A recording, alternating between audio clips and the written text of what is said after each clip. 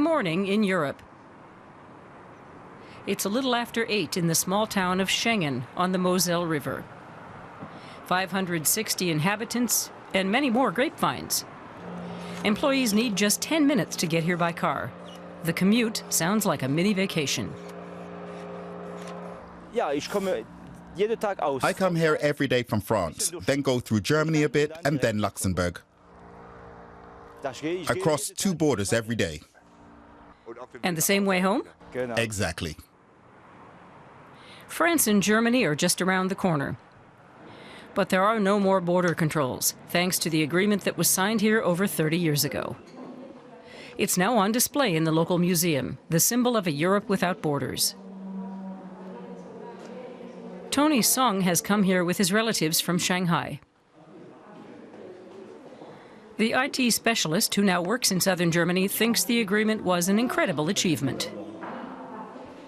This is very unique, I would say, at least in my life, because especially for Chinese passport, for example, if I want to visit some countries, I need a visa. For example, before Schengen visa, we need to apply the individual visa for each country. But now I can use one visa to visit a lot of countries. So this is an amazing feeling. Some tourists are here from Turkey, which has been trying to become an EU member for years. Schengen has a magical ring to it. Millions of Turks live in the EU and are very aware of the value of having a visa for the Schengen area. So it's just kind of a name that we know it, so we heard it so many years, but they don't know it about this town. They don't know it about it. So I want to show them it's not a name of the visa, it's a name of the town. The streets of the small town don't betray its significance. But Schengen is a place where Europe exists in daily reality. The former mayor, Roger Weber, is particularly proud of the cultural diversity here.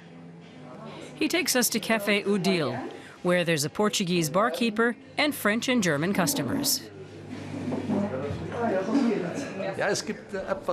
Over a third of inhabitants are foreign, 35 or 36%. And that's not a problem for the locals?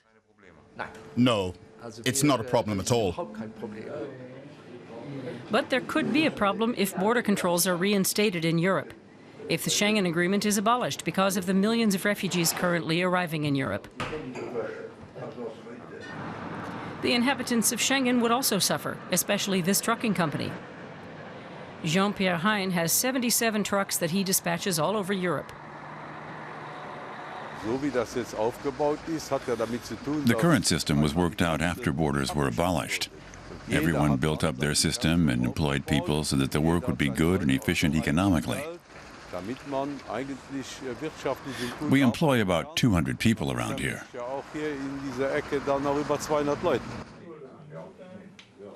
Most of them live in France or Germany. They cross the border every morning. Their jobs and the business as a whole would be jeopardized if stricter border controls were introduced. We're following everything closely. We can see that a lot is going on with the asylum seekers.